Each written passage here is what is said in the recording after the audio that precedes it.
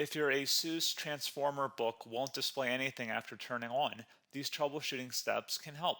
We will repair startup problems, restore Windows system files, and recover normal boot. A lot of errors pertain to this problem, and we're going to go ahead and jump into what should hopefully be a pretty straightforward process, guys. And we're going to go ahead and jump right into it.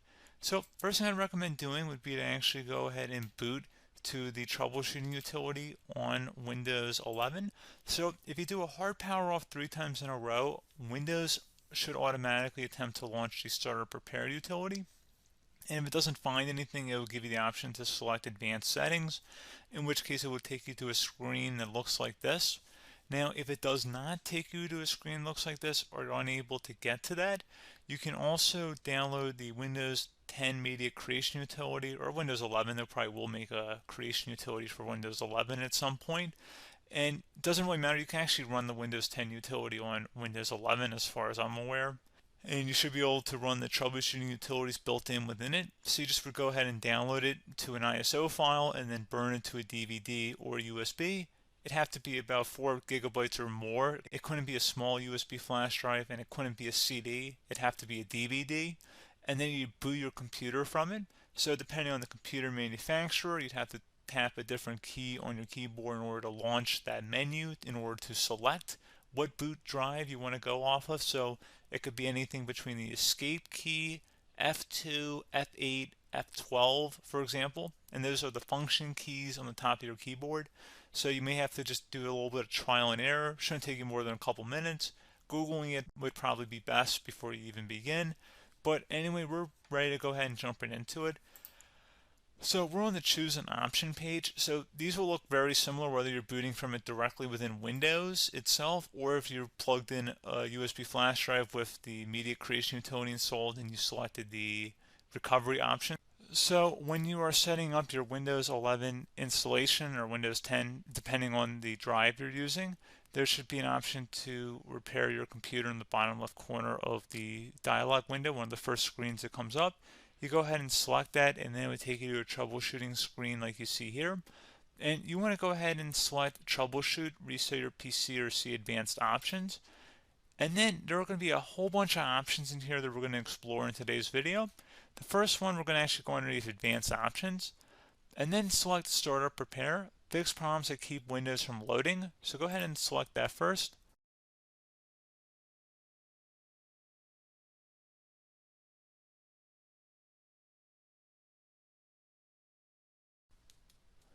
Okay, so you can see it could not repair our PC. That was our first option we could try. Something else, if we go back into advanced options here and then select troubleshoot, we're going to go underneath advanced options again. You can go ahead and actually access safe mode by selecting startup settings. And then if you select the restart button, you have the option on the screen, select safe mode with networking, which will give you a key on the screen. It'll tell you which key to press to enter that. I believe it's the F7 key. It'll do that for you. I'm not going to go over that in today's tutorial because I don't really want to go into safe mode, but you're more than welcome to attempt that by going into here and then selecting restart. Again, it'll launch another screen. It'll say what key do you want to press, and it'll give you like 7 or 8 different options, and you want to select safe mode with networking.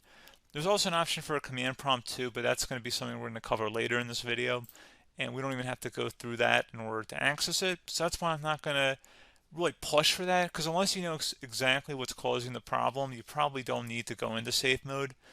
Unless you're trying to recover files, in which case then you definitely can go into safe mode, but we're trying to actually recover our computer here. So I hope that makes sense. Something else we can also try here as well would be to uninstall updates, remove recently installed quality or feature updates from Windows. So if you go ahead and select that, you can uninstall the latest quality updates, which generally is the more day-to-day updates. Feature updates are the less regularly released ones, like the big ones. I would equate it to service packs in like Windows 7 and Windows Vista and Windows XP. So larger updates that occur once or twice a year at most. And the quality updates are more just a regular update. So probably obviously depend, it'll take longer if you're going to try and uninstall the latest feature update versus quality update. And maybe you don't need to go back that far. So just giving you guys a couple pointers with that. Something else you can also look at here, and we're going to jump into the command prompt in a little bit, But you can select System Restore, which will use a restore point recorded on your PC to restore Windows. And this is something I would highly recommend here, guys. So select Next. Assuming you have a restore point saved on your computer, you go ahead and select the most recently created one, and you'll select Next, and then you'll select the drive. You shouldn't actually have to select the drive. You can scan for affected programs, but we're going to keep it all default here, and then we're going to select Finish. So once started, System Restore cannot be interrupted. Do you want to continue? I think we're going to select yes. I don't think we have anything better to do on our computer right now, so just give it a moment here to initialize. It will take a couple minutes to run, obviously depending on how large your hard drive is and how much is saved on the System Restore point. So just give it a couple minutes here.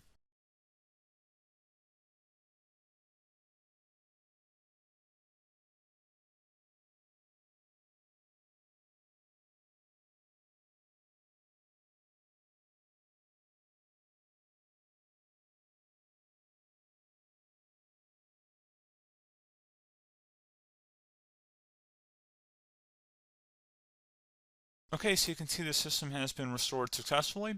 We're going to go over a couple different methods in addition to that if that did not work. So I'm just going to pause the video and we're going to start back on the recovery screen that we started with. Okay, so a couple other things we can try here too. If you go back into troubleshoot, you can select reset your PC, while you choose to keep or remove your personal files and then reinstalls Windows. You can select to keep my files, which will remove apps and settings but keeps your personal files. You can also select remove everything, which will remove all of your personal files, apps, and settings. So this is more of a factory reset, the second option here. First option, it should not delete all of your personal files. However, it will pretty much clear most of your programs. And keep in mind, there's no guarantee that your information, number one, is even still available and easily recoverable on your computer to the point that you actually would be able to recover anything. And the second point is that there's always a chance that it won't actually recover and it will just do a factory reset anyway. So there's no guarantee that actually would keep your files anyway. So I would recommend trying to get a recovery tool and backing that up first before selecting it anyway. But again, those are a couple of different options. And then something else you can try here if you go back to the choose an option. Another option, if you go underneath choose an option and select troubleshoot, advanced options, and now select where it says command prompt. Okay, so the first thing we should do is type our main hard drive here. In most cases, it should be the C drive. So you just do a C colon and then hit enter on your keyboard. So once you're underneath the C drive, we're going to type in dir and then hit enter on your keyboard. It should have program files, users, and Windows all in there. That's how you know you're in the right directory.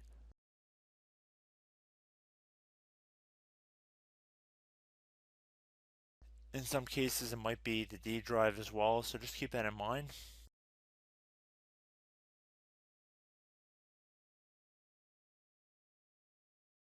Next thing we're going to do is type in cd space / Windows / system 32 / config,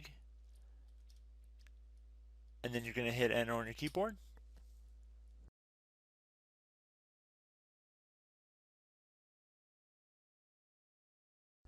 So now you're going to type md space backup. If you've seen other tutorials, it might also say to put down md backup. That's because the backup name is pretty common when you want to back something up. So you can name this whatever you want, doesn't have to be backup. So if you've already made a backup folder in the past, you could do backup 1, for example. So once you're done setting the name you want the backup to be called, hit enter on your keyboard again.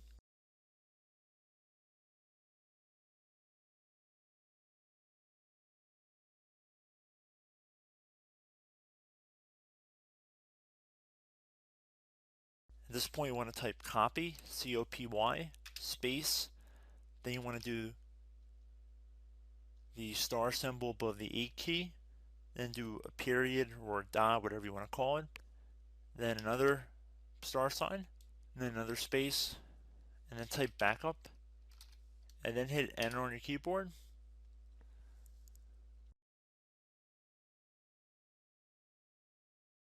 Now you want to type cd reg back, REGBACK, and then hit enter on your keyboard. So now that we are under the reg back, so now you want to type dir again, and then hit enter.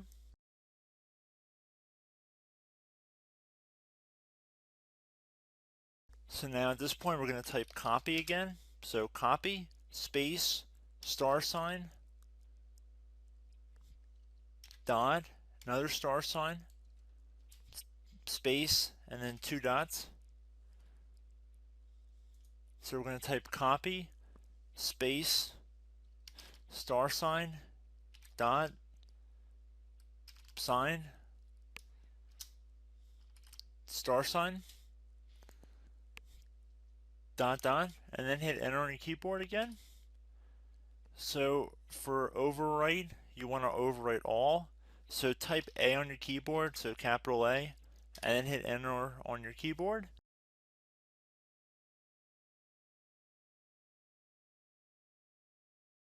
So at this point, you should be good to go. You can close out of the command prompt window, and if you accidentally continue to Windows 10, you should be all set. So I hope one of these 3 or 4 different methods we went through in this tutorial helped you guys out. Again, I'm not sure if you guys heard me earlier, but try to go back into your safe mode if possible and uninstall any programs you know might be conflicting with the Windows startup if you can get into safe mode. So just keep that in mind. Something very simple like that could be blocking up everything. So again, I hope this tutorial helped you guys out, and I will catch you in the next tutorial. Goodbye.